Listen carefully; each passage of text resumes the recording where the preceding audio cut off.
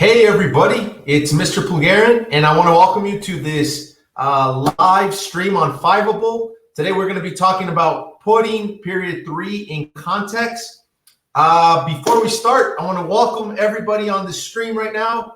I know that there was a little bit of confusion with the time, and I apologize for that. But if you're watching this on the replay, I want to say hello. Thank you so much for watching, and I'm excited to get started. All right, before we start, I want to welcome back all the students that had previously been on the stream. So welcome back. I want to start the presentation here. First of all, can you guys give me a thumbs up on the chat if you can hear me?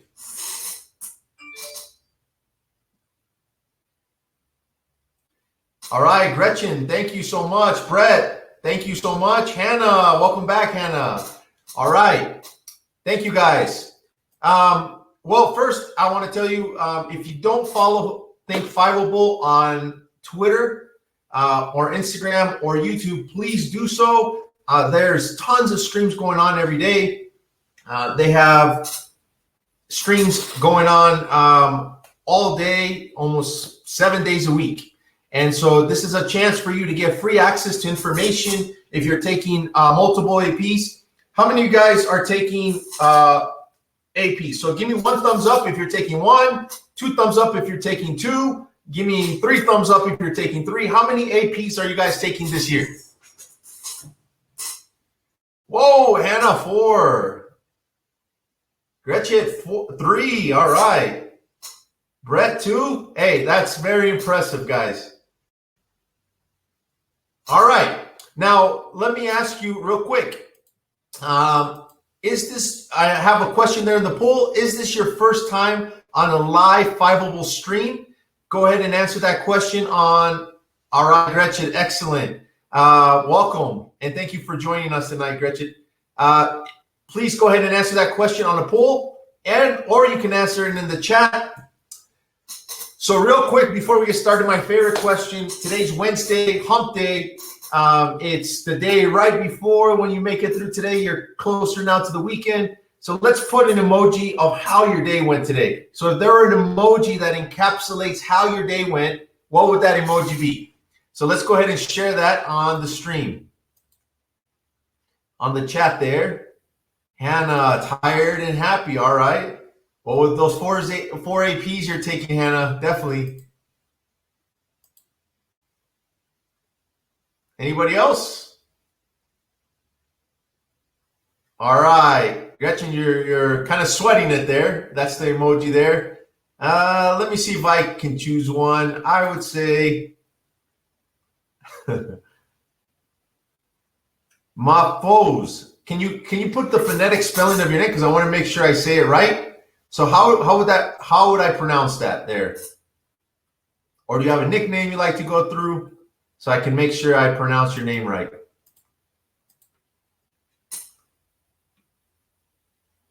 All right, while you're doing that, I want to continue. Mafos. All right, Mafos. Thank you so much for joining us there. And real quick, can you guys put the state where you're logging in from? So I'm in, some people are in California. Foes. Help me out there. Texas, Illinois.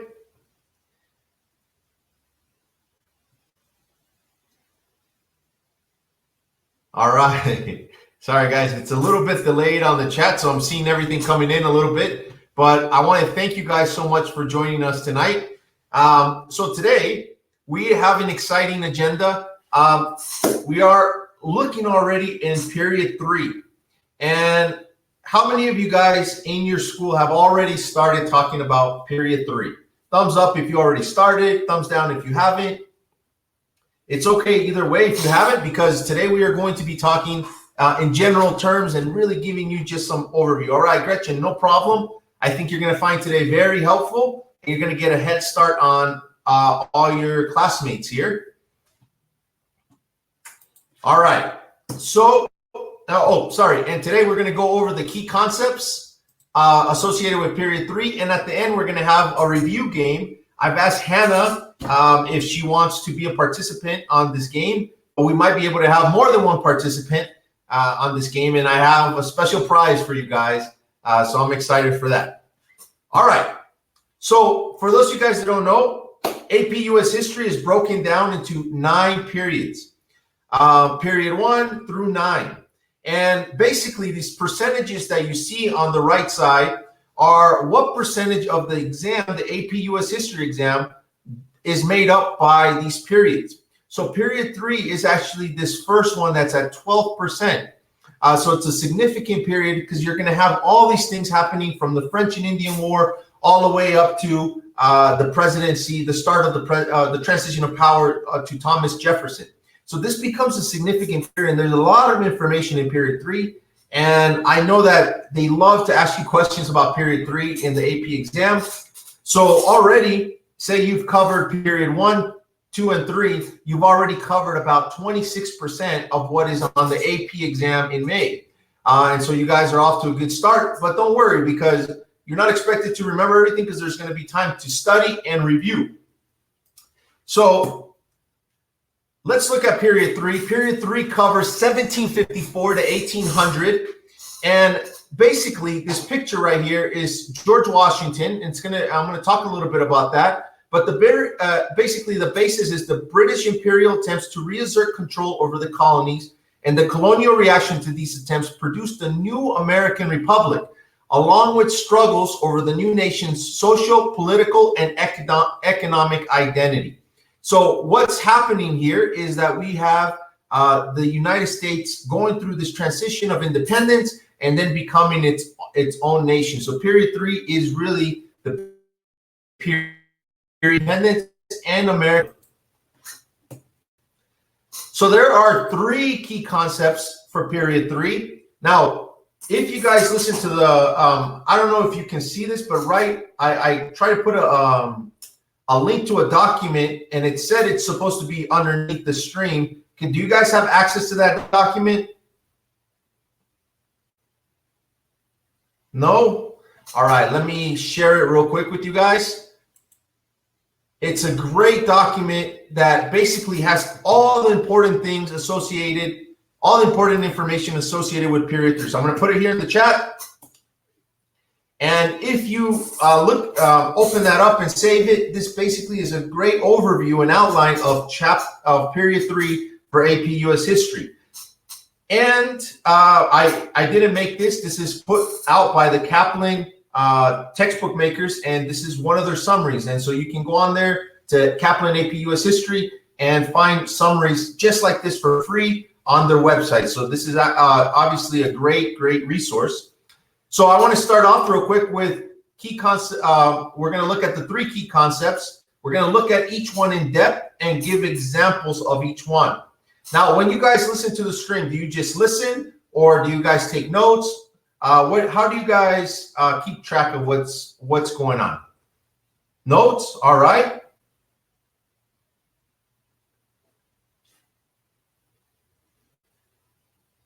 Gretchen, are you from Mr. Martin's class? Is that your teacher in Illinois? No? Okay, what's your teacher's name?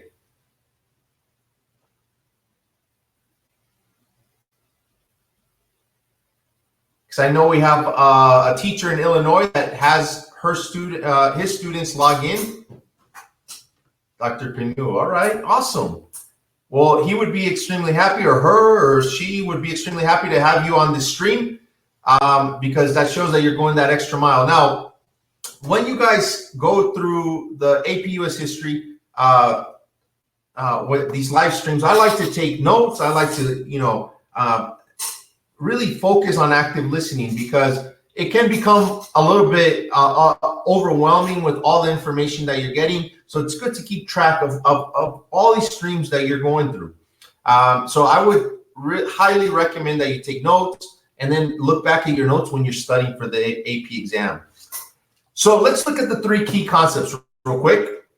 So I put the Kaplan period 3 review. Thumbs up if you guys were able to get it. I just put the link there. Hey, Hannah, welcome back. All right, we missed you there. All right, so can you guys get that link? I'll make sure that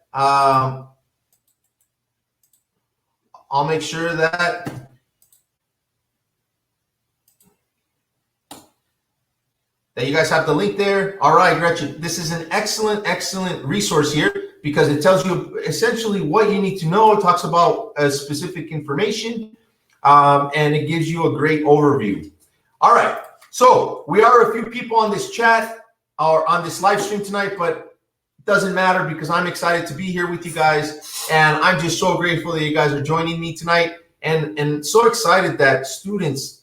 This is my 5th live stream. That students are so dedicated to just coming on here and learning. I just can't believe. I don't think that I would have been a student in high school that would have gone on these, sought out my own resources. But to see students do that is really inspiring. I wish I would have been more like that in high school, but it's exciting to see you guys like that. So let's start.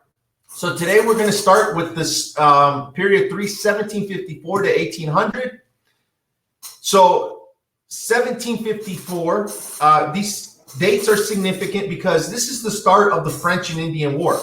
And so when we see these dates like 1607 and 1763, you wonder, like, where did they get these dates from? They're usually significant events. So 1754 is the start of the French and Indian War, and 1800, which period 3 ends, is the peaceful transfer of power between the rivals Adams and Thomas Jefferson. We have Adams, who was this Federalist, and Thomas Jefferson, who was this Democratic Republican. And in 1800, exactly, we have the election of 1800, and it's the first peaceful transfer of power between two political parties in the Revolution of 1800. Exactly, between two political parties in the United States. And so this is a significant event. So you wonder, why did it end in 1800? Just like Hannah said, it's the election of 1800 and the revolution of 1800. Now let's look at these key concepts.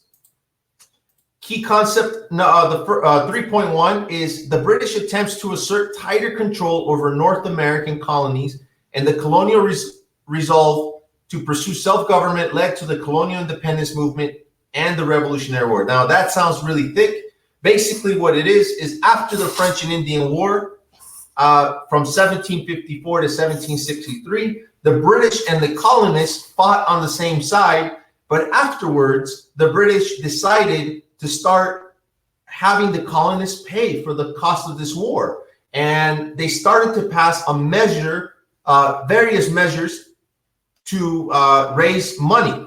So after the British and colonists won the French and Indian War, England faced an enormous debt.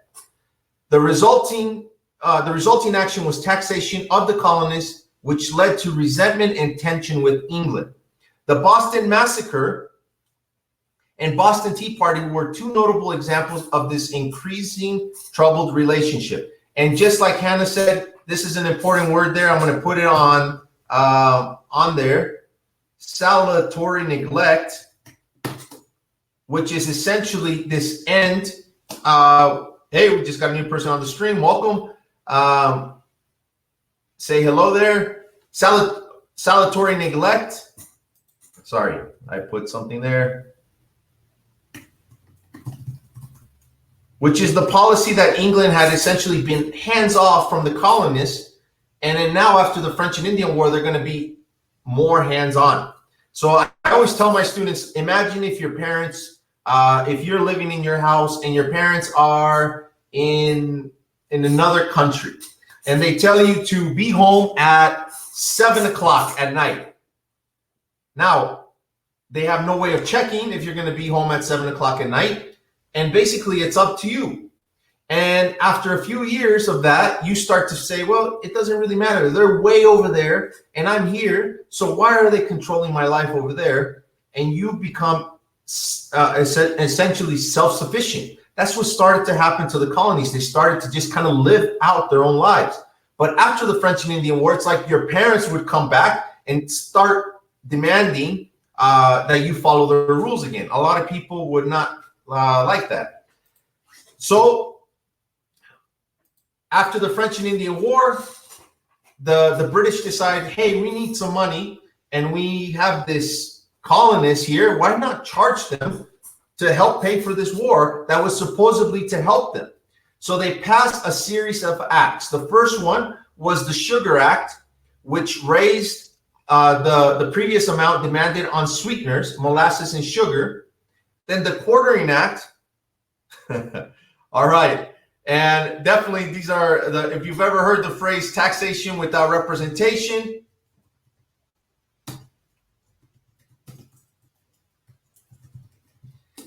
this is what it's talking about here. After the French and Indian War, the British just passed these. The Quartering Act, this is one of the ones the students remember the most, is basically that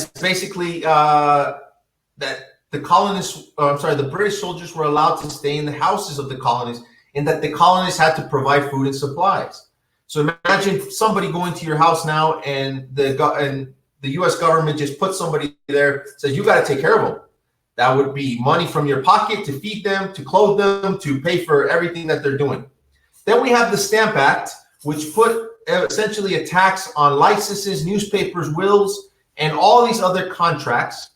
Then we have the Townshend Acts, which brought harsher taxes on the purveyors of imported goods such as glass, paper, and tea.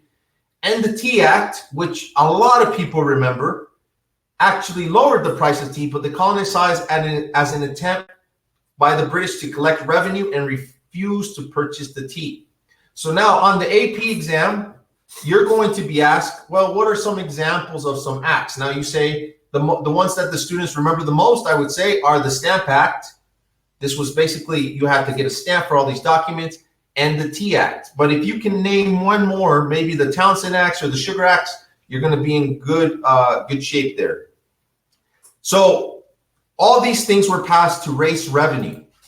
And of course, the colonies are not going to be happy, because that phrase, no taxation without representation, is going to start getting traction. Now, after the French and Indian War, another effect was that the British colonies here's what it looked like in 1754. Here's the red part, the British colonies. All this right here is the French colonies. And the green is the Spanish. Well, after the French and Indian War, you can see that Britain gains all this land up to the Mississippi River. And now Spain is essentially removed from the equation here, and now it's just France and Britain. Oh, I love Hannah's mnemonic devices. Let's see. Pretty silly Tammy baked tea cookies inside freshly layered spicy dough. What is that one for, Hannah? What does that one stand for? Let me think. I don't know. You're gonna have to help me on that one. All right. So one of the things that I want you to notice is look at the boundaries before the war, the French and Indian War, and look at the boundaries afterwards. Okay, so let's go back real quick. One of the big changes after the French and Indian War was the taxation. Another change was the growth of the territory by the British. Now they had more territory to control and supposedly protect. And another consequence of this French and Indian War is that the colonists start to get upset, and they begin to form colonial independence movements or resistance movements to what's going on. Now, why in period 3, this is important for you to remember, because here are some examples of the way the colonists tried to stand up to the British and all this taxation without representation. An example I took, there's many examples, but here are a few of them. The Stamp Act Congress in 1765, it issued a declaration of the rights and grievances. So these men got together and they said, we hate the Stamp Act, and they issued a declaration telling the British why they were being denied their rights. Then the Sons of Liberty, which is by some measures, some people would call it a terrorist organization. I've heard it called that. But the Sons of Liberties are going to be this really hardcore patriots that are a secret organization, and they're going to fight for the rights of colonists and against the taxation of the British. And they're going to do some pretty extreme stuff. Does anybody know what event the Sons of Liberty are involved in Boston?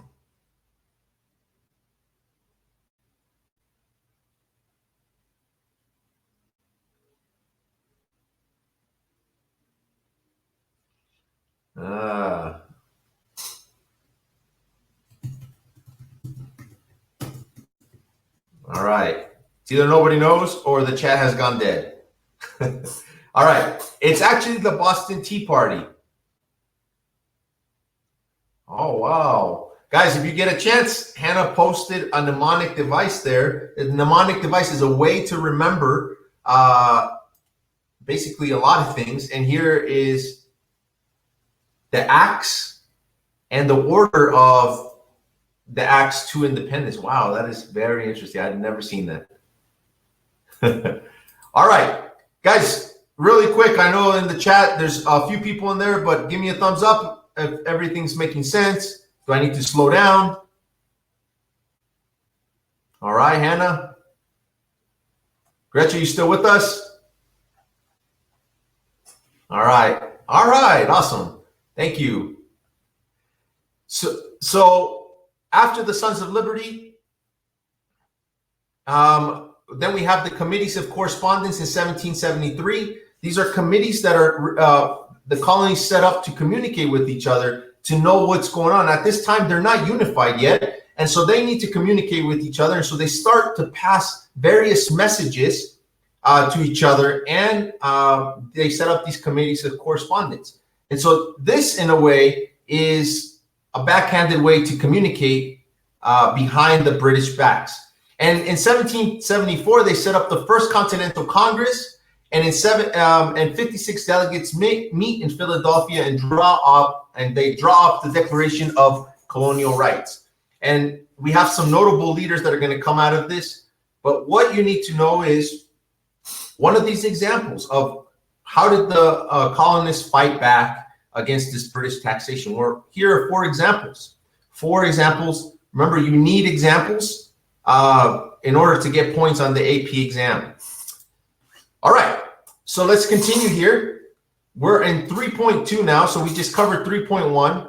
And after the American independence, the colonists are kind of faced with the choice now. What kind of government are we going to create? So key concept 3.2 in this period 3 is the American Revolution's democratic and republican ideals inspired new experiments with different forms of government. So if they're fighting in England, the last thing they want to do is create that again in America after they win the American Revolution. So the debate goes on, what kind of government is best and how can we set this up? Well, a few things. The first attempt to set up a government was done under the Articles of Confederation. Now, the Articles of Confederation is a league, a perpetual league of friendship. It's not the United States of America. It's basically, let's come together, and definitely it was a major fail. They come together and they said, hey, let's protect each other and let's kind of help each other, but hey, nobody's in charge. So under the Articles of Confederation, which was the first attempt to unify the colonies, the state governments had more power than the national government. Now, that might be confusing, but I want you to think about your state. If your state where you live in right now passes a law that says all guns are banned, can they do that? Can a state ban guns? Right now, we have all these shootings happening everywhere, and people are saying, well, we should be able to ban guns. But why can't an individual state just do it?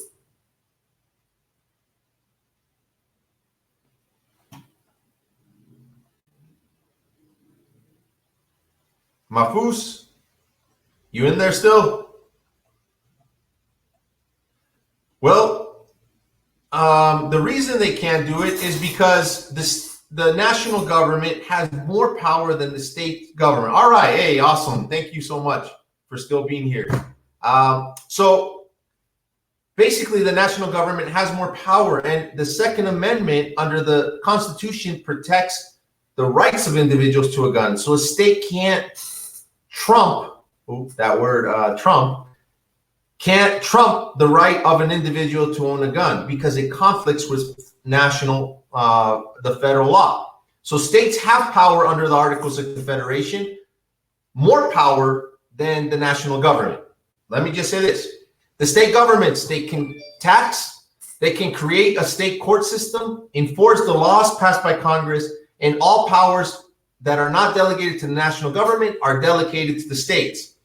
Now, what can the national government do? It has limited powers. It can kind of go to war and wage war under the Articles of Confederation. It can make treaties. It can settle disputes between states. It has petition, but it has to ask for money and the direct operations of land and naval forces. Now, just like Hannah said, the Articles of Confederation are going to be a failure because the government is not strong enough and it can't collect money. Basically, under the Articles of Confederation, they have to ask the states for money, and the states are saying, hey, we're not going to give you any money. Right now, the national government collects taxes from every individual, regardless if you want to pay or not. There's no national currency, so all the states have their own money. Plus the voting system was ludicrous, correct. There was no national voting system. There was only one branch of government, and that was Congress. One vote per state, regardless of population. So if you were New York and you had thousands and thousands of people, you were equal in power to a small state like Connecticut. And obviously that was not ideal for big states.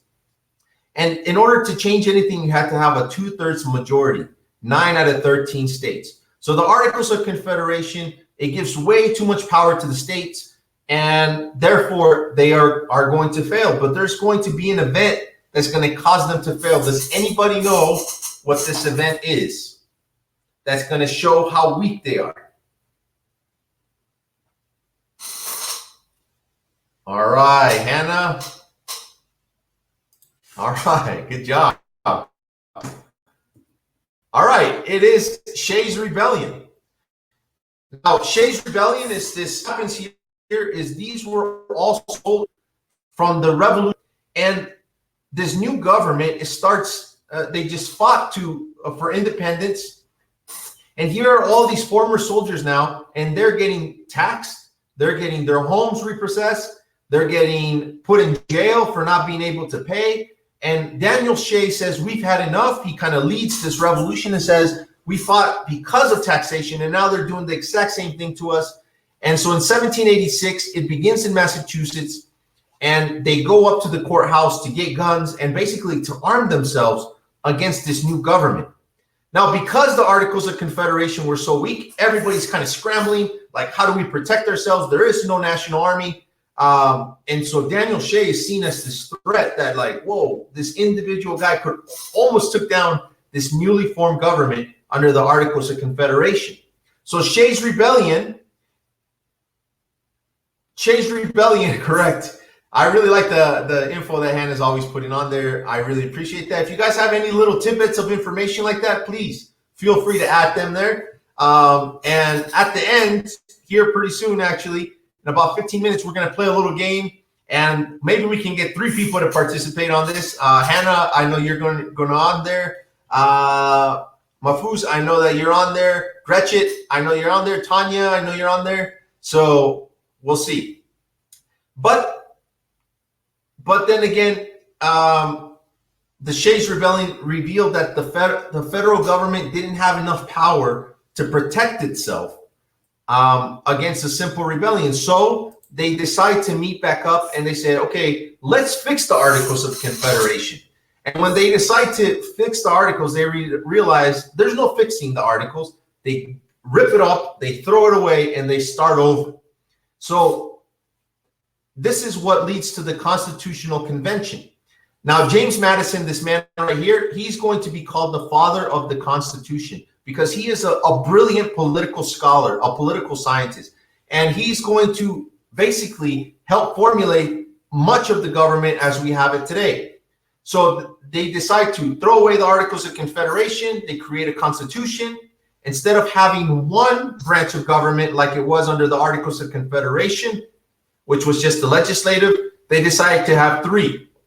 The legislative, the executive branch, and the judicial branch. And the idea is that all 3 branches of government will have equal power. Now, I'm just going to give you a small overview because you can dive deeper into this in period 3, but it's just important to know that the Articles of Confederation were replaced. What caused them to be replaced was the precipitating event was Shays Rebellion, and they get replaced by the U.S. Constitution. Under the legislative branch, we have 2 houses, the House of Representatives, which is based on population, and the Senate, which is based 2 per state. The executive branch, we have the president and the vice president, and we have the judicial branch, which is made up of Supreme Court justices. Now, a really quick question: when a Supreme Court justice is put into the court, how long can they serve for? 6 years? Gretchen, forever? All right, that's a good. Actually, it's 5 years. All right, thank you guys for participating. It's actually forever. Once you join the Supreme Court, you're there until you either die or you retire. Now, so now we have 3 branches of government. Okay. No, you're right. No problem, Hannah. And you're right about the Senate. It is 6 years. The House of Representatives is 2 years. The president is 4 years, and he or she can be reelected. And it's an interesting part because we are in a presidential election. Essentially, we're in a presidential election year. And so it's going to be very interesting because right now, the House of Representatives is controlled by the Democrats. The Senate is controlled by the Republicans. The presidency, the executive branch, is controlled by the Republicans. And the judicial branch is leaning towards the Republicans. Now, they're supposed to be independent, but that gives them a lot of power. But anyway, that's another issue, another topic. But I just want you to know this is what was created during the Constitutional Convention. Now we're going to look at the last key concept, 3.3. Now, real quick, guys, how's everybody doing in the chat? I know I'm giving you a lot of information, but is it making sense? Gretchen, thank you.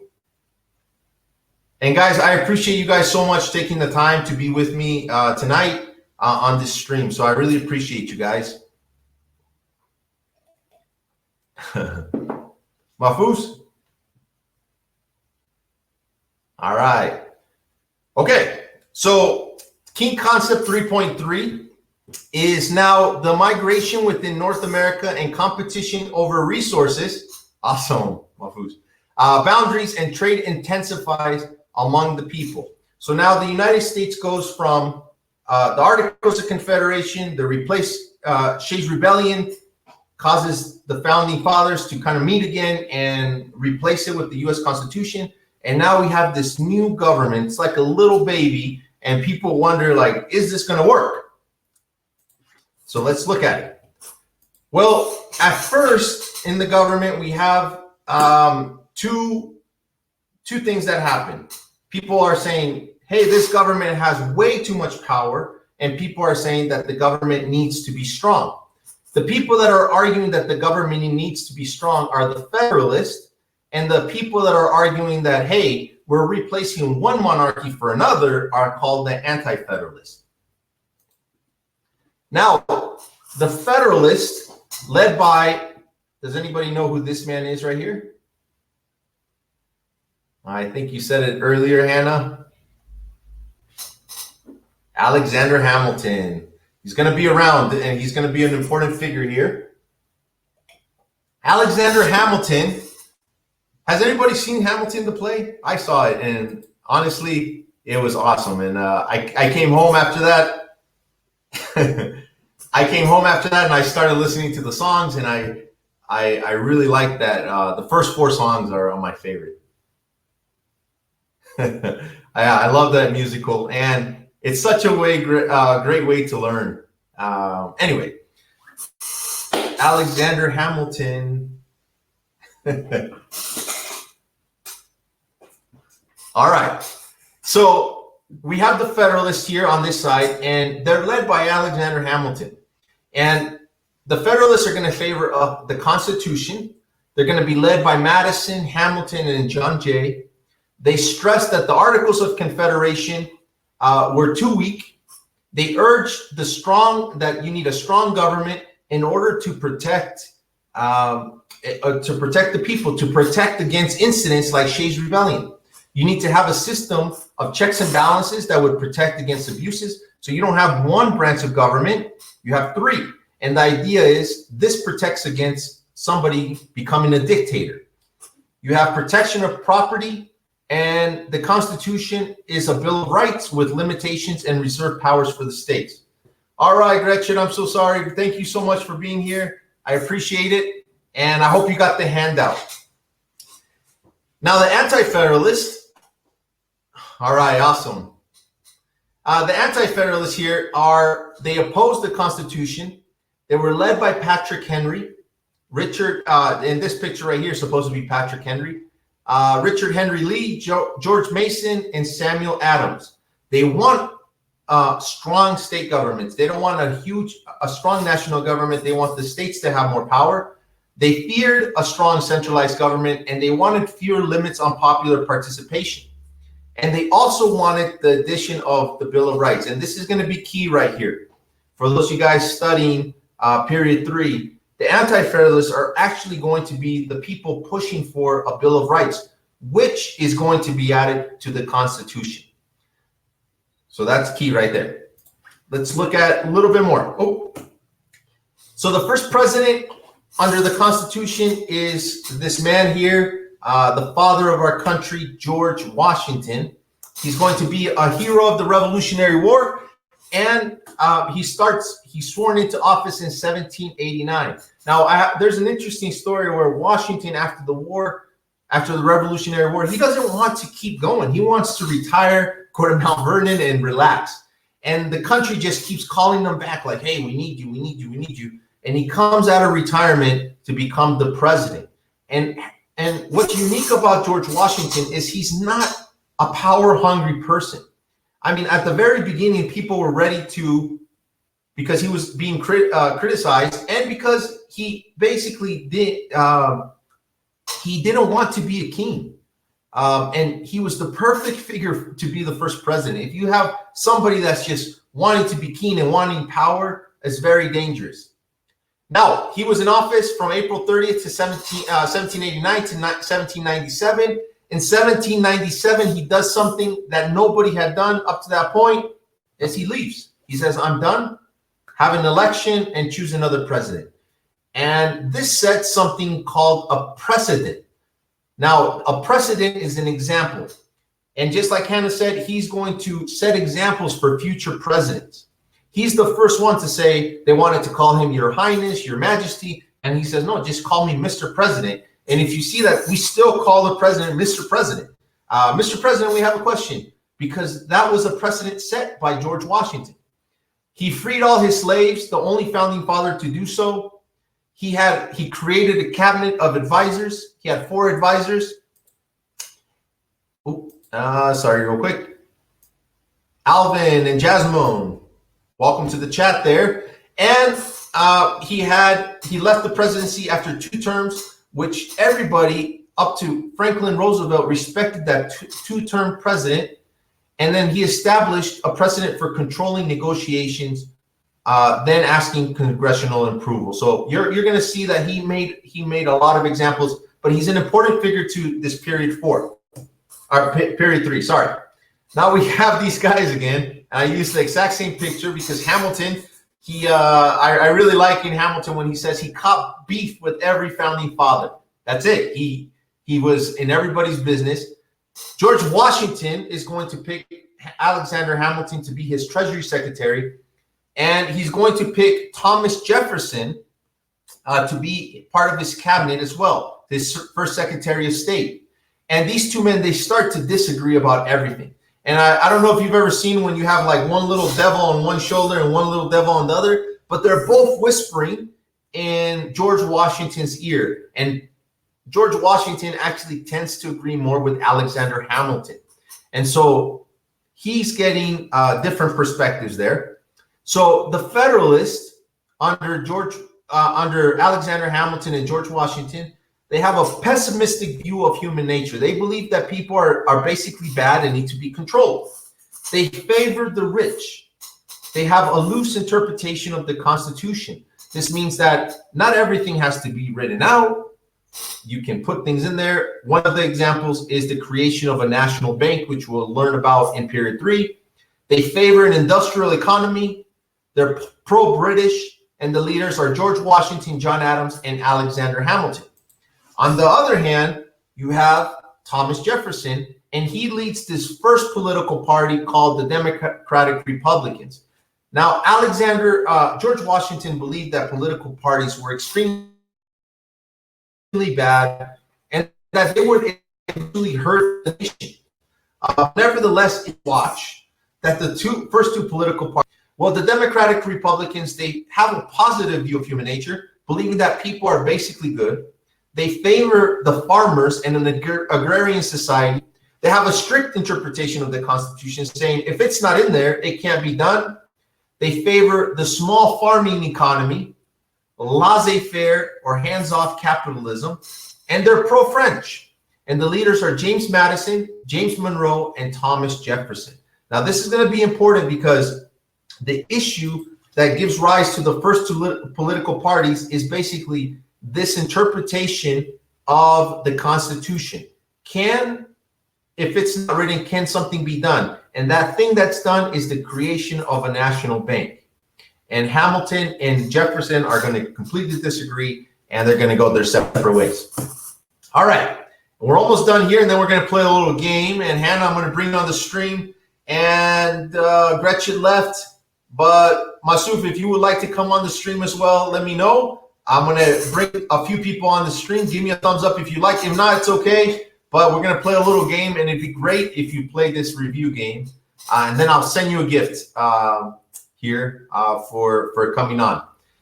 So at the end of 1795 through 1796, this is what the United States looks like now.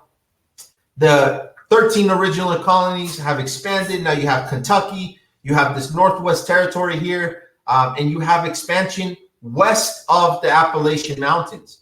And the United States is going to continue to grow and add new states. And this is essentially where period 3 ends.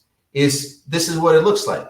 Now, after Thomas Jefferson becomes president after 1800, he's going to purchase this large piece of land here. Does anybody know what land purchase that's called in 1803?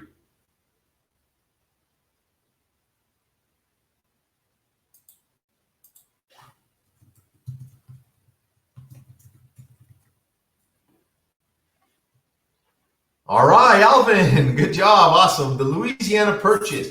And he's going to buy this for $15 million from France. And the United States is going to go from 13 little colonies to now having this territory to now being a huge chunk in about 20 years.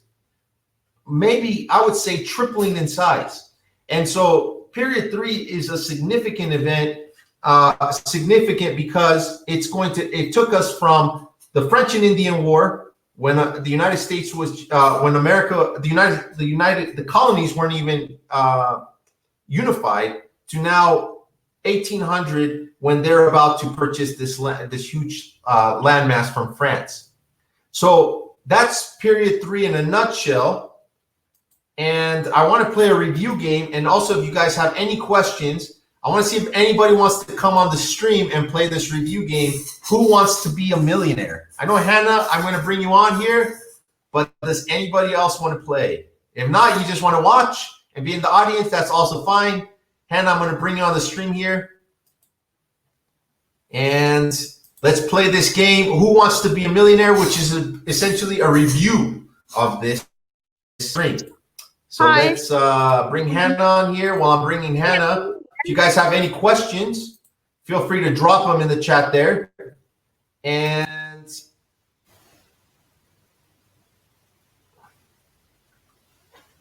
Hannah there, how you doing?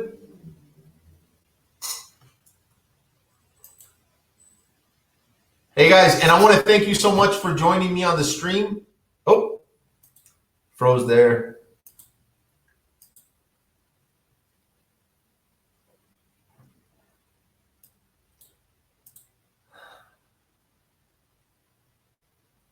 All right, I'll invite Hannah back on here, all right?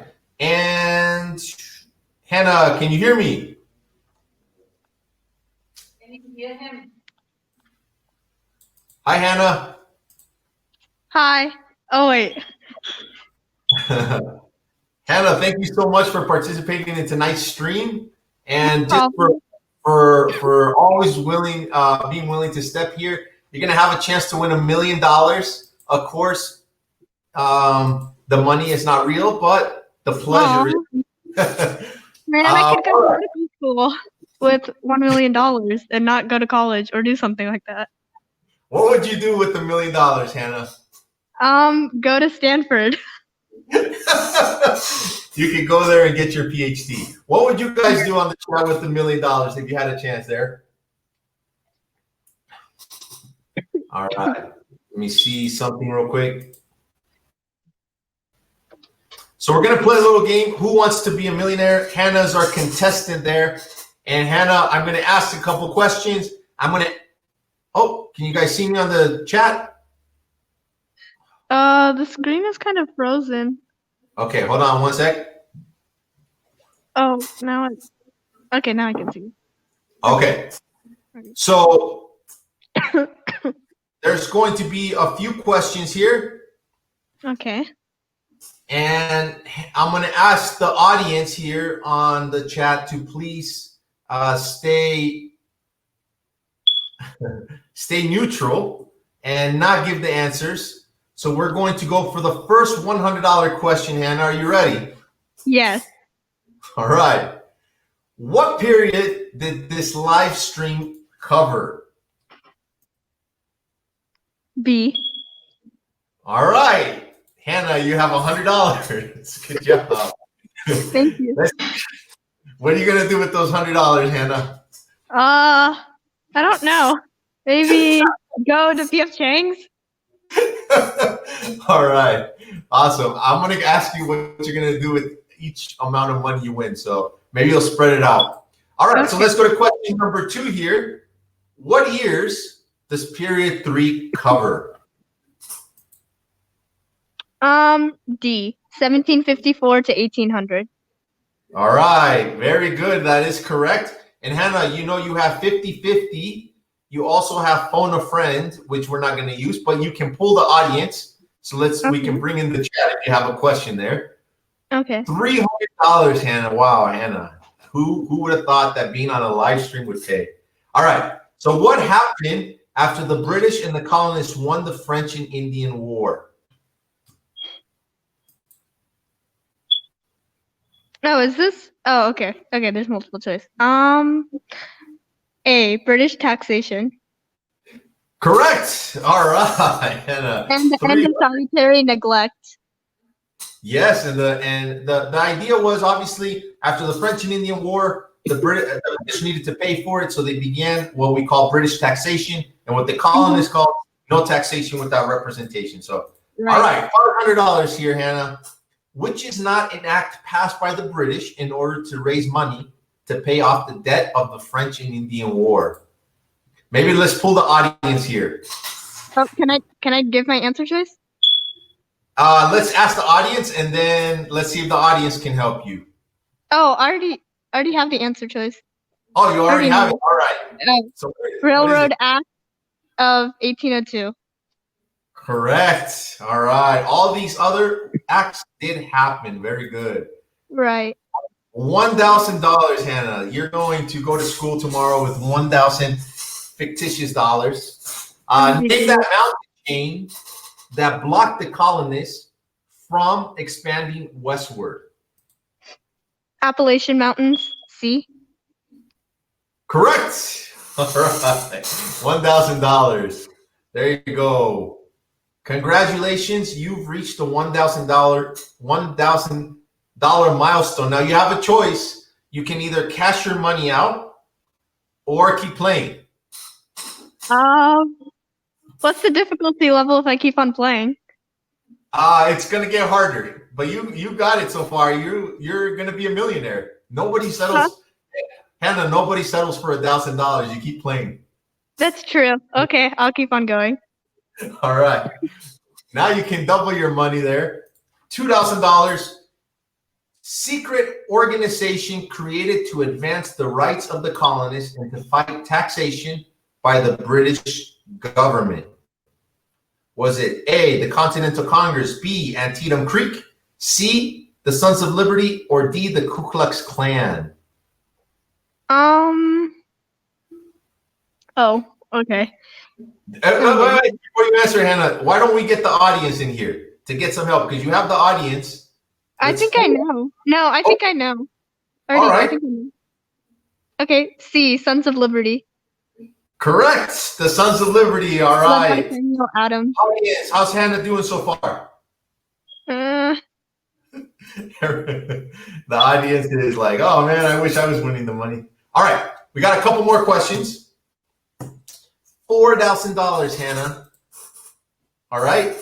Ratified in 1781 and replaced by the U.S. Constitution in 1789. Was it A, the Anaconda Plan, B, the Treaty of Paris, C, the Bill of Rights, or D, the Articles of Confederation? D, Articles of Confederation. Correct. Good job, Hannah. All right. All right. Here we go. We're going for the big money. We're in $8,000. Hannah, if you had $8,000 in your pocket right now, what would you do? I can't buy a house with $8,000, but I don't know what I could do with $8,000. Maybe save it up. In Texas, are the houses really expensive or what? Large houses are. No, actually, I mean, it depends. No, not my house. My house isn't actually that expensive. But man, you could probably put a down payment on a nice little house. Who knows? I don't know. Well, I could get an apartment. You can have an apartment for sure. In Stanford, you might not be, you could pay rent for like 1 month. All right. Maybe, yeah. A precipitating event that led to the replacement of the Articles of Confederation. Shays Rebellion. Let me check with the studio audience. Is that correct? Studio audience, thumbs up if she's right, thumbs down if she's not. And nobody's in the studio audience. Oh. All right. So no, there's a people. There we go. Hi. There we go. Gretchen's back. All right, Gretchen, welcome back. Mafus, thank you. Shays Rebellion, that's correct. All right. $16,000. Are you ready? Yes. All right.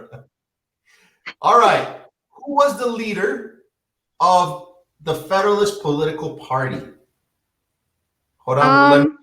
Let me give you the answer choice. Was it Jefferson, Jackson, Hamilton, or Lincoln? Jasmine, thank you so much for being on the chat as well. Hamilton, Alexander Hamilton. Jefferson was the leader for the Anti-Federalist political party that would be known as the Jeffersonian Party or the Democratic Republicans. Correct. All right. $16. Wow, you're going to be able to pay for that first semester at Stanford there. No, that's too. Wait, the first semester is way more expensive than $16,000. Oh, 60. Oh, well, then you're going to have to win. It would be around $30,000 to $50,000. All right. Now I'm going to ask you a few questions not related to this one, but I want to see if you know this one. Even though the Emancipation Proclamation didn't do anything, what did it say? Oh, and maybe this is a good chance to get some information from the audience because you can still use the audience. I think I know, but I don't want to be wrong. So. All right. Let's get the audience here, guys. Can you guys help her out? Give her the answer. What do you guys think the answer? I think they totally believe in you there.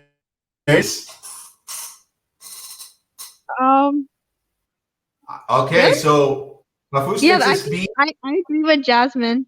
Yeah, and Gretchen. I think it's A. All slaves are free. I mean, of course, not all slaves were free, but the Emancipation Proclamation did say that was true. That's what Abraham Lincoln wanted to achieve this whole entire time. Oh, I'm so sorry. You lost all $32,000. What? It was actually, Mafus was right. It freed the slaves, but only in the southern part. So it only freed the slaves in the Confederate. But don't worry, this is Who Wants to Be a Millionaire Fiveable style. So you still we're running out of time. So you have one last chance to win the $1 million and go to Stanford and pay for one semester. Whoa. You ready? Okay. $1 million question. Hey, Mahfouz, you had that, and hey, good job. Gretchen, Jasmine, thank you guys for giving her a hint. Here's the last question. When is my next live stream on Fiveable? What? How am I supposed to know this? All right, let me give you the options. Is it 9:24 at 7 Central Time? Oh, what is this? Is this a trick question? Is that all of them?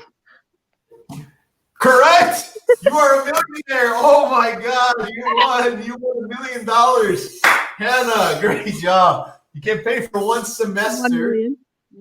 Yeah. Well, hey, Gretchen also wants you to share the money. Well, hey, I'm happy for you guys.